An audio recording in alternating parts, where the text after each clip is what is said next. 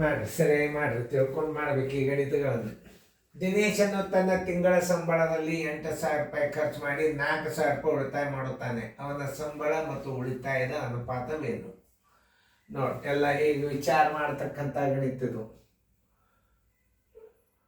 ನೋಡಿ, ಸರಿಯಾಗಿ ಅರ್ಥ ಮಾಡ್ಕೋಬೇಕು, ಚಂದಂಗೆ ತಿಳ್ಕೋಬೇಕು ಗಣಿತಗಳನ್ನು. ಅಂದ್ರೆ ಭಾರಿ ಎಕ್ಸ್ಪರ್ಟ್ ಆಗಿಬಿಡ್ತೀರಿ ನೀವು. ಸರಿಯಾಗಿ ತಿಳ್ಕೋರಿ. ಓಕೆ. ನೋಡ್ರಲ್ಲಿ, ಈಗ ಒಂದು ತನ್ನ ಸಂಬಳದಲ್ಲಿ 8,000 ರೂಪಾಯಿ ಖರ್ಚು ಬರ್ಕೋರಿ. ಮಾಡೋದಾಗ್ಯದ ನಿಮ್ಮದು. ಖರ್ಚು ಕೊಟ್ಟಾನ, ಖರ್ಚು ಮಾಡಿ 4,000 ಉಳಿತಾಯ ಕೊಟ್ಟಾನ. ಮತ್ತು ಉಳಿತಾಯ ಕೊಟ್ಟಾನ. ಈಗ ನೀವು ಸಂಬಳ ತಕ್ಕೋಬೇಕಾಗ್ತದೆ. ಯಾಕಂದ್ರೆ ಸಂಬಳ ಕೊಟ್ಟಿಲ್ಲ, ನೀವೇ ಸಂಬಳ ತಕ್ಕೋಬೇಕೀಗ. ಇದಕ್ಕೆ ಥಿಂಕಿಂಗ್ ಪವರ್ ಅನ್ನೋದು. ನೋಡ್ರಿ, ಖರ್ಚು ಕೊಟ್ಟಾನ, ಆಮೇಲೆ ಏನು ಕೊಟ್ಟಾನ ನೋಡ್ರಿ, ಉಳಿತಾಯ ಕೊಟ್ಟಾನ.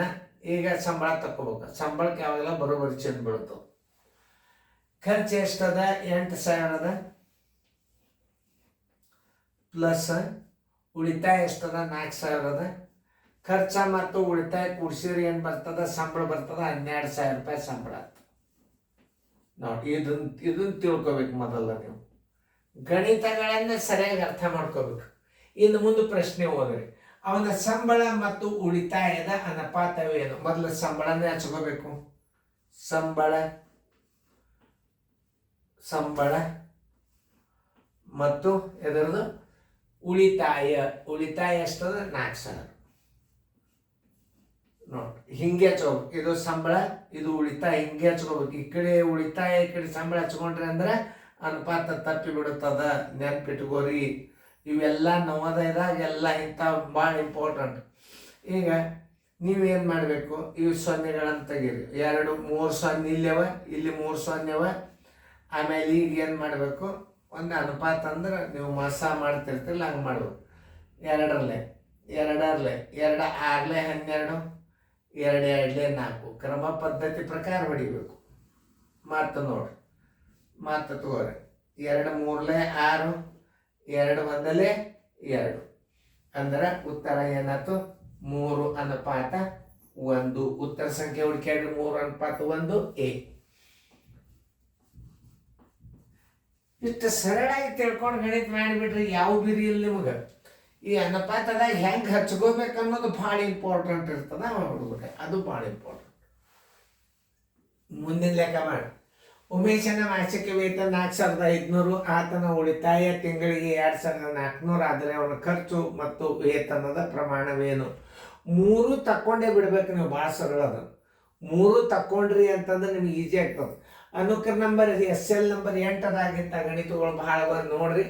ಈಗ ನೀವೇನು ಬೇಕಾದ್ರೆ ತಗೋರಿ. ಏನು ಕೊಟ್ಟಾನ? ವೇತನ ಅಂದ್ರೆ ಸಂಬಳ. ವೇತನ ಎಷ್ಟದ? ವೇತನ 4,500. ಓಕೆ.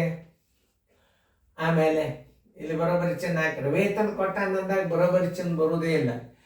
ಉಳಿತಾಯ ಬಂತಿಲ್ಲಿ. ಉಳಿತಾಯ ಮುಂದೆ ಖರ್ಚು ಹಚ್ಕೊಂಡೇ ಬಿಡ್ರಿ ಅದನ್ನ. ಉಳಿತಾಯ ಎಷ್ಟದ? 2,400. 2,400 ಕಳೀರಿ. ಖರ್ಚು ಎಷ್ಟು ಬರ್ತದ? 2,100. ಇಷ್ಟು ಹಚ್ಕೊಂಡಿಂದ ಮುಂದೆ ಪ್ರಶ್ನೆ ಓದ್ರಿ. ಆತನ ಖರ್ಚು ಮತ್ತು ವೇತನದ ಪ್ರಮಾಣ. ಖರ್ಚು ಹಚ್ಕೋಬೇಕು ನೀವು. ಅಂದ್ರೆ ನೋಡಿ, ಖರ್ಚು ಮತ್ತು ವೇತನ 4,500. ನೋಡಿ, ಈಗ ನಾವೇನು ಮಾಡಬೇಕು? ಮಸ ಹೊಡೆದಂಗೆ ಹೊಡಿಬೇಕು. ಮಸ ಇವು 2 ಸೊನ್ನೆ ತೆಗೀರಿ. ಭಾಳ ಹೊತ್ತು ಹೋಗ್ತದೆ. 2 ಸೊನ್ನೆ ತೆಗೆದು ಬಿಡ್ರಿ ಅವು. ಈಗ 2ರಲ್ಲಿ ಇದು 3 ಹೋಗ್ತದೆ, ಇದು 3 ಹೋಗ್ತದೆ. ಸರಿ. 3 7 21, 3 15. 7 ಅವಿಭಾಜ್ಯ ಸಂಖ್ಯೆ.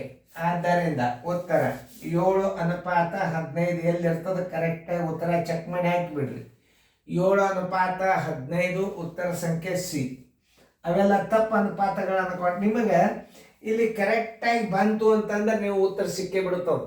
ಈಗ 15 ಈ ಕಡೆ 7 ಅಚ್ಚಿಕ್ಕಿಟ್ಟ ಅಂತಂದು ನೋಡಿ, ಇಲ್ಲಿ ಇಟ್ಟ. ಇದಕ್ಕೆ ನೀವು ಇದು 7 15 ಅದ, ಇದು 15 7 ಅದ.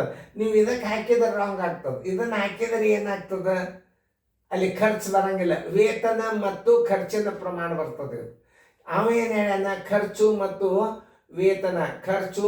ವೇತನ ಅಂತಂದ್ರೆ ಇದು ಖರ್ಚು ಕಡಿಮೆ ಇರ್ತದೆ, ವೇತನ ದೊಡ್ಡದಿರ್ತದೆ, ನೀವು ಇದಕ್ಕೆ ಆಯ್ಕೆ ಮಾಡ್ಕೊಂಡಿರ್ಬೇಕು. ಇಲ್ಲಿ ಇಡಲ್ಲಿ ಭಾಳ ಶಾಣೆ ಇರ್ತದ ಅನ್ನೋ ಪಾತ್ರ ಲೆಕ್ಕದಾಗ ಹುಷಾರಿರ್ರಿ, ಚೆನ್ನಾಗಿ ಬಿಡಿಸ್ಕೊಡ್ರಿ, ತಿಳ್ಕೊಂಡ್ರಿ. ಮುಂದೆ ಗಣಿತಗಳು ಬರ್ತಾವ. ಆದ್ರೆ ಮುಂದೆ ನಿಮಗೆ ಬೇಸಿಕ್ ಅಭ್ಯಾಸ ಮುಗಿಸಿದ್ರಿ ಅಂದ್ರೆ ಈ ಅಭ್ಯಾಸಗಳನ್ನು ಮಾಡ್ಲಿಕ್ಕೆ ಅಡ್ಡಿಲ್ಲ. ಬೇಸಿಕ್ ಕಲಿಯಲಾರ್ದ ಈ ಅಭ್ಯಾಸಗಳನ್ನು ವಿದ್ಯಾರ್ಥಿಗಳಿಗೆ ಮಾಡಿಸಬಾರ್ದು.